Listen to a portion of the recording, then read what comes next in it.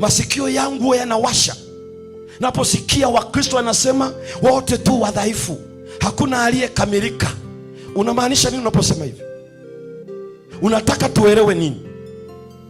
Usiniangalie mimi, wewe sikiliza nachohubiri. Unamaanisha nini? Nisikilize unachokihubiri kinisaidie nini mimi? Kama wewe unayehubiri hakija kusaidia, unataka msikilizaji kimsaidie nini? Hawa wote wanatumika na shetani mikononi mwake kuangamiza standard ya kimbingu. Hawa watu hawafai kupewa mimbari kwa sababu shetani anawatumia. Uwezi ukasimama hapo unasema sisi wote ni wadhaifu. Usiniangalie mimi, wewe sikiliza nachohubiri. Hatuhitaji kusikiliza unachohubiri, tunahitaji kusikiliza kilichobadili maisha yako.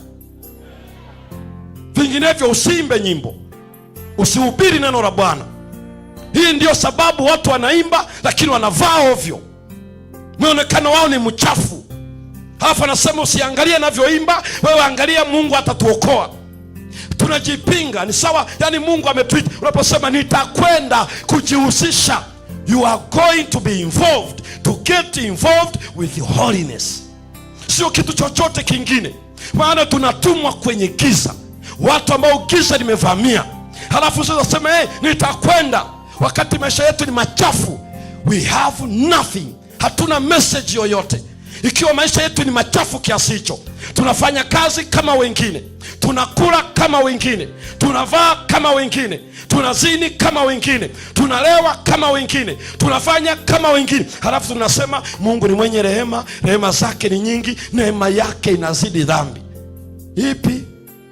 Warumi sura ya 6. Warumi sura ya 6 mstari wa 1.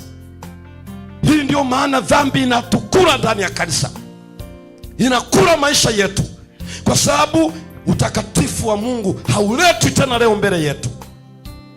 Soma katika Warumi sura ya 6 mstari wa 1. Tuseme nini basi? Tusemeje basi? Tudumu katika dhambi alafu ili neema izidi kuwa nyingi? Hivi tukae dhambini kwa sababu neema iendelee kuwa nyingi? Anaandikaje Paulo? Paulo akajibuje? Mstari wa 2, hasha, hapana. Sisi tulioifia dhambi, sisi tulioifia dhambi, tutaishije tena katika dhambi? Tunaishije tena katika maisha ya dhambi?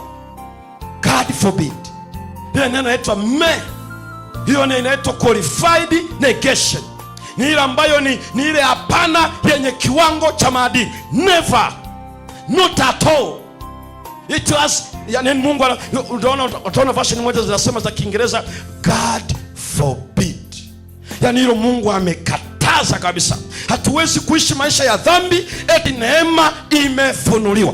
Haipo neema hiyo. Wale waliofia dhambi hawawezi ishi maisha ya dhambi. Hatuwezi kuishi na tunahubiri dhambi ni mbaya, na tunatenda na tunashika dhambi kila leo. Tutoe rushwa, halafu tuhubiri rushwa ni mbaya. Tunywe pombe, halafu tuseme pombe ni mbaya. Tufanye hiki na kile, halafu tuseme hiki ni kibaya. Hiyo Yesu asema haipo neema hiyo. God forbid. Ni kama anasema koma kama titi la mama yako, koma. Eti nifanye dhambi neema izidi kuwa nyingi. God forbid. Angalia Tito 2 mstari wa 11. Huu ni wito wa utakatifu. Nitakwenda kujihusisha. Hatuendi kujihusisha kwa chochote, tunaenda kujihusisha na utakatifu. Tunachowapelekea watu ni tabia ya Mungu wao, kwamba Mungu wetu bado ni mtakatifu, bado ni mtakatifu, bado ni mtakatifu. Tito 2 mstari wa 11. Maana neema ya Mungu iwaokoayo wanadamu wote. Neema ya Mungu iwaokoao wanadamu wangapi? Wote. Wote. Imefunuliwa.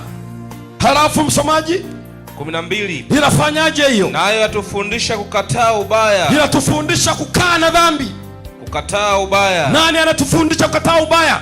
Neema. Ndugu zangu sikiliza, neema inatufundisha kukataa maovu. 1, 2, inafundisha nini msomaji? Na tamaa za kidunia. Inatufundisha kukataa tamaa za kidunia. Na Yohana ameandika ya mambo yalimo ndani ya dunia ni tamaa ya mwili, tamaa ya macho, kiburi cha uzima. Anasema hayo yote yako duniani na watoto wa Mungu watakimbia hayo. Neema ya Mungu iwaokoao watu wote imefunuliwa, na yenyewe inafundisha kukataa dhambi na tamaa za dunia. Hiyo ndio kazi ya neema. Kazi ya neema hiyo. Kazi ya neema hiyo ni kazi ya neema. Inatufundisha kukataa nini? Malizia wa mstari wa 12. Inasemaje hiyo? Tupate kuishi kwa kiasi. Tuishi kwa kiasi na haki. Na haki. Na utauwa. Katika ulimwengu huu wa sasa. Katika ulimwengu huu wa sasa. Sio wa wakati wa Nuhu, wa sasa. Amen. Tuishi watakatifu ulimwengu wakati wa sasa. Lakini mambo gani tunayofanya? Tunaishi kama ulimwengu wenyewe.